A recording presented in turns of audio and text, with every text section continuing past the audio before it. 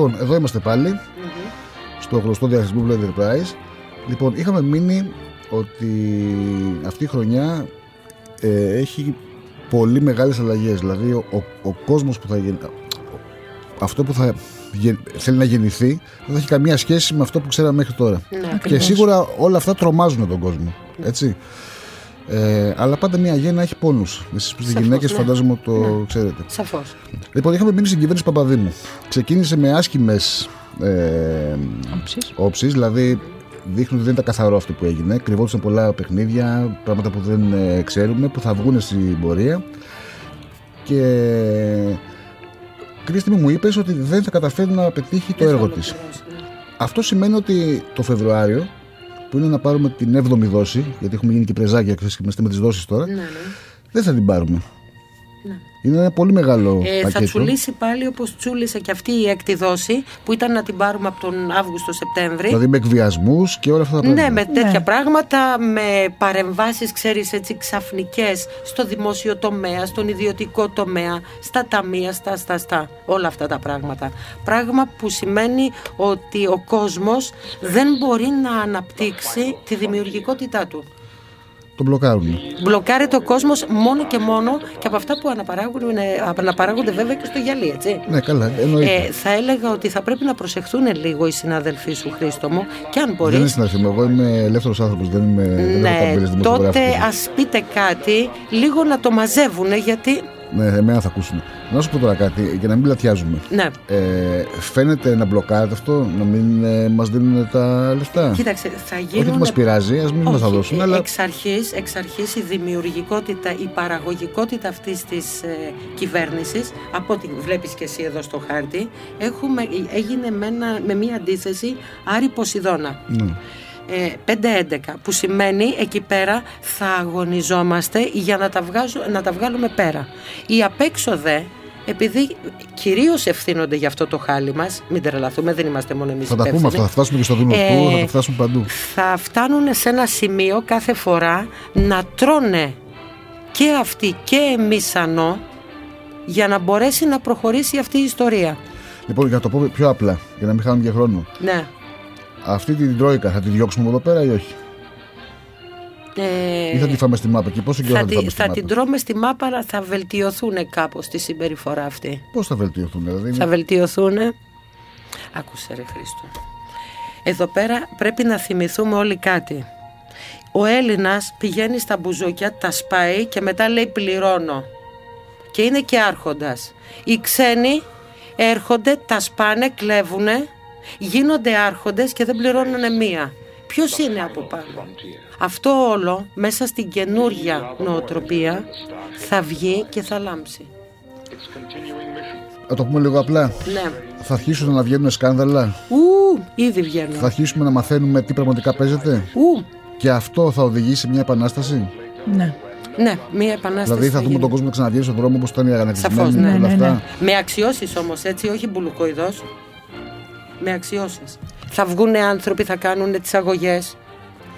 Θα έχουμε και νομικά δηλαδή. Και νομικά. Προβλήματα. Γιατί κοίταξε να δεις. Θα γίνουν μηνύσεις σε πολιτικούς, θα δούμε τέτοια πράγματα να δικάζονται. Κοίταξε να σου πω, για να γίνουν οι Ολυμπιακοί γίνανε διάφορες λοβιτούρες, αρκετές λοβιτούρες. Ήδη δηλαδή μετά είχαν γλυκαθεί και από το 2005-2006 με την αντίθεση Κρόνου Ποσειδώνα, ναι. Λιοντάρι υδροχό, εκεί πέρα δημιουργήθηκαν 6-7 πολλά σκάνδαλα. Πάρα πολλά. Αυτά σιγά σιγά τώρα θα αρχίσουν να βγαίνουν. Χιλιάδες σκάνδαλα έχουν κάνει, κάθε μέρα κάνουν και από ένα αυτοί, μισό από εκεί πέρα πάνω. Πότε υπολογίζετε να δούμε όλη αυτή την ιστορία, δηλαδή τον κόσμο να βγαίνει στον δρόμο, να βγαίνουν τα σκάνδαλα, να η εκρηκτική περίοδος θα είναι μετά το Πάσχα, κυρίως Μάιο-Ιούνιο και Ιούλιο. Ναι, θα είναι ένα δύσκολο χρονικό διάστημα εκεί. Ναι. Μα δεν θα κάνουμε καλοκαίρι δηλαδή φέτος, θα ασχολούμαστε με αυτά, έτσι. Τι λες καλέ, ο Έλληνας πάντοτε κάνει καλοκαίρι. Θα κάνουμε καλοκαίρι. Απλά θα είμαστε στην παραλία με το. Τι είμαστε, Γάλλοι, Άγγλοι, Γάλλοι, τι είμαστε? Με το ραδιοφωνάκι και θα ακούμε τι γίνεται. Σαφώς, ναι. Ωραία. Κάτι άλλο που θέλω για να καταλάβουν κάτι και οι φίλοι μας.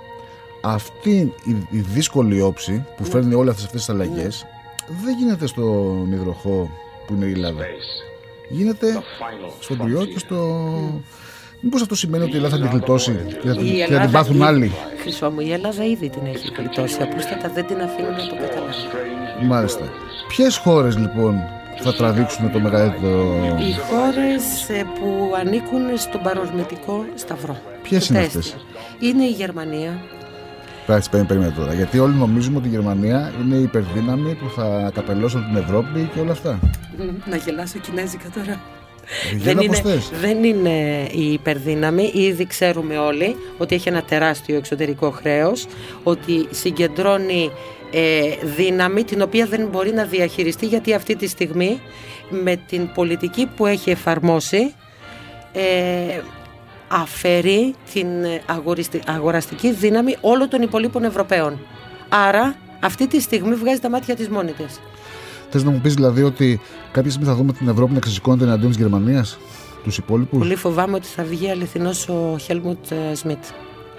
Είχε πει πριν λίγες μέρες, μην ξυπνάτε άσχημες μνήμες κατά των Γερμανών.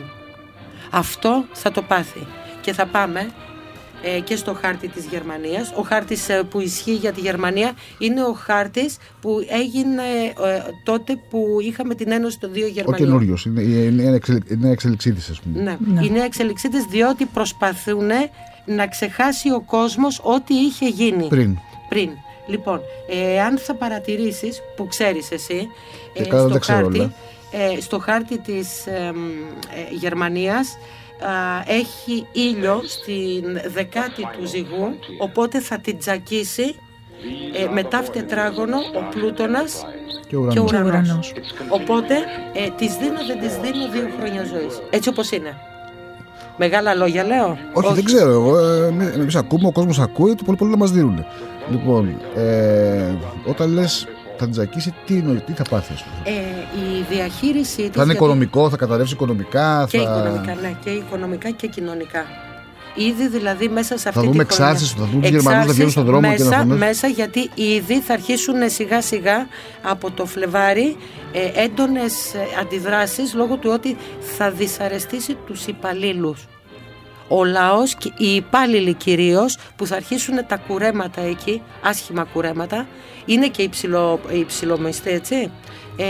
Θα έχουμε πολλά τέτοια κουρέματα και θα αρχίσουν να επαναστατούν. Η Μέρκελ τι ρόλο παίζει σε όλο αυτό? Έχουμε χάρτη της Μέρκελ? Βεβαίως έχουμε χάρτη. Πολλοί λένε ότι μοιάζει με τον Χίτλερ.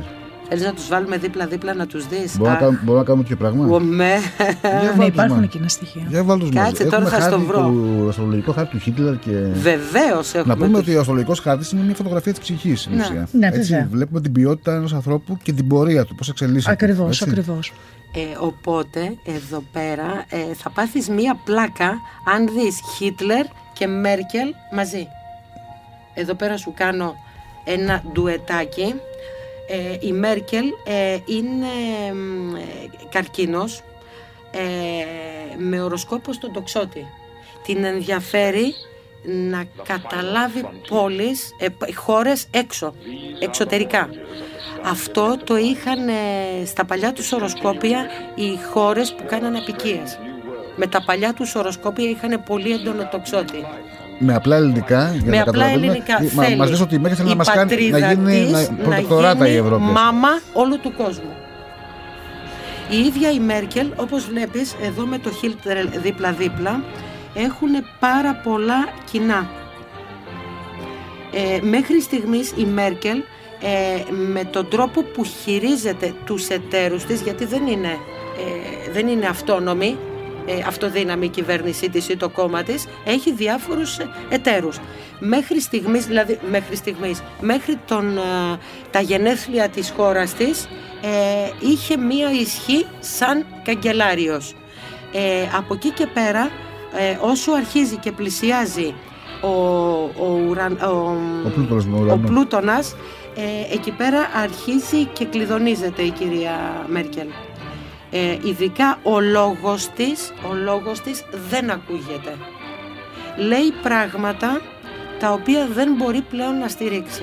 Ένας είναι ο λόγος. Ο Ερμής της κάνει τετράγωνο με το ήλιο της Γερμανίας. Πώς θα τη χαρακτηρίζεις? Σκληρό άνθρωπο? Ένα άτομο πολύ φιλόδοξο, χωρίς ηθική βάση. Αρκεί να πετύχει στόχους. Θα τους πετύχει τελικά, είπαμε όχι. Ό,τι ήταν να πετύχει, το πέτυχε. Από εδώ και πέρα αρχίζει η πτώση της, δηλαδή λίγο. Θα κρατηθεί και αυτή, όπως και το κοινό μας νόμισμα, διασωληνωμένη. Πολιτικά διασωληνωμένη. Μιας και καταρχήν να τελειώσουμε τη σχέση της Μέρκελ με τον Χίτλερ. Μπορούμε να πούμε ότι έχουν τον ίδιο στόχο, θέλουν να πετύχουν τα ίδια πράγματα, με άλλους τρόπους. Δηλαδή, όλες με τα όπλα, όλες με τα λεφτά. Ακολούθησε, ενώ ξεκίνησε από αλλού η Μέρκελ, από άλλη ιδεολογία, τελικά έχει καταλήξει στην ιδεολογία των Γερμανών. Γερμανία ούμπερ άλλες, πάνω από όλους. Αυτή είναι η κοινή φιλοσοφία τους. Και αυτό είναι, από ό,τι καταλαβαίνω, που θα γυρίσει και μπούμεραγκ, έτσι. Δηλαδή, ναι, κάνουν ένα τρίτο παγκόσμιο πόλεμο αυτή τη στιγμή, ο οποίος είναι οικονομικός, και ήδη έχουν αρχίσει και γονατίζουν. Ωραία. Το ξεπερνάμε αυτό. Να το ξεπεράσουμε. Να πάμε σε ένα διάλειμμα. Ωραία, πάμε σε ένα διάλειμμα και γυρίζουμε με Σαρκοζή και με τους δικούς μας. Ναι.